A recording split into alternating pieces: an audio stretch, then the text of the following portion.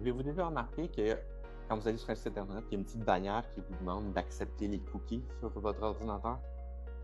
C'est quoi un cookie? Je suis Simon Lavallée, je suis témoin expert en informatique juridique. Aujourd'hui, je vous explique c'est quoi un cookie et pourquoi ils sont utiles.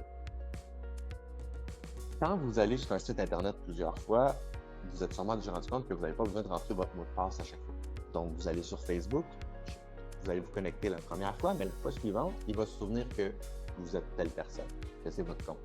Quand vous allez sur votre site bancaire, le délai est beaucoup plus court, on s'entend, mais si vous ouvrez le site bancaire, vous ouvrez plusieurs onglets sur le site bancaire, la connexion elle est préservée à travers tout ça.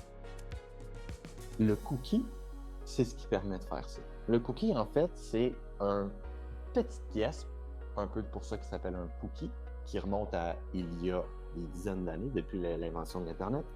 En fait, c'est une petite pièce d'information qu'on va sauvegarder dans votre navigateur Internet pour être capable de savoir que le site Internet ait accès à cette information-là pour savoir vous êtes qui. Donc, le cookie, c'est ce qui va être utilisé pour sauvegarder votre session d'utilisation.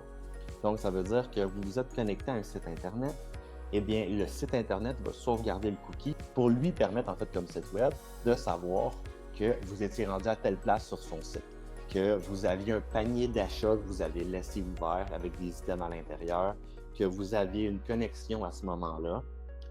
Il est aussi utilisé pour la publicité. Et c'est un peu pour ça que vous acceptez ou vous refusez les cookies.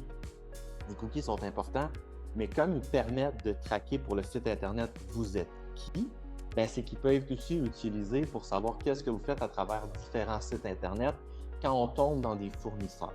Donc, ça veut dire qu'il y a des fournisseurs publicitaires que leur travail à eux, c'est d'être installés dans un maximum de sites web pour être capable de savoir ce que vous avez fait sur chacun de ces sites web-là.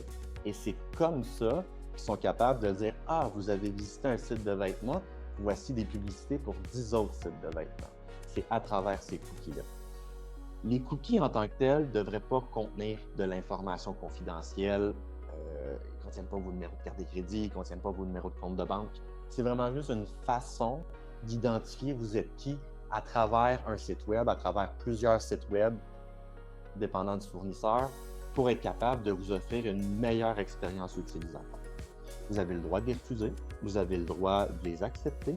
Vous pouvez les accepter et par la suite nettoyer votre cache, ce qui va effacer vos cookies. Mais vous allez devoir vous réauthentifier évidemment sur tous les différents sites, refaire vos paniers d'achat et ainsi de suite. Si jamais vous avez des enjeux avec ça qui vous a amené à avoir des enjeux juridiques, on peut agir comme témoin expert en informatique juridique, mais parlez-en avec votre avocat.